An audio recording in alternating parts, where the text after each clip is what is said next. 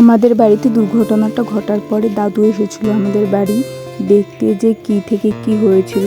তারপর দাদু দুদিন থেকে আজকে বাড়ি চলে যাচ্ছে। তো মনটা তো একটু খারাপই।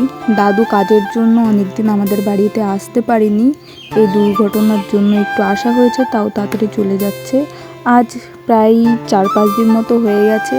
তো সবার একটু মনটা একটু ভালো হয়েছে, আগে যতটা খারাপ ছিল তার থেকে একটু ভালো হয়েছে। তো বাবা দুপুরবেলা তালের শ্বাস কাটতে বসেছিল। আর এই তালের শ্বাসগুলো কে কে খেয়েছো আর কার কার খেতে ভালো লাগে অবশ্যই জানিও কিন্তু। আর তোমাদের একটা প্রশ্ন আছে, এমন কোন ফল যে কাঁচা থাকতেও খাই, পাকলেও খাই, আর ফেলে দেওয়ার পরেও খাই? অবশ্যই কিন্তু কমেন্টে জানাবে। তাল শ্বাস খাওয়ার পরে আমি একটু, আমাদের বাড়ির পাশে একটা ছোট্ট বাচ্চা আছে, তাকে নিয়ে আমি একটু ঘুরতে বেরিয়েছি, মানে একটু মাঠের দিকে এসেছি।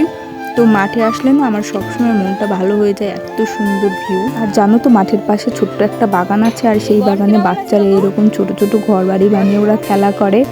আর এই গোলাপের কালারটা না আমার খুব ভালো লাগে, একটা ডিপ খয়েরি কালার। আর আমার বাড়িতেও আছে এই গোলাপের কালারটা। এই দুটো গোলাপ গাছই আমাদের বাড়িতে আছে। আর এই হলো সেই বাচ্চাটা, দেখো কত সুন্দর দাঁতগুলো, দেখে না আমার খুব ভালো লাগে এর। ভিডিওটা কেমন লাগলো অবশ্যই জানিও। দেখা হচ্ছে নেক্সট ভিডিওতে।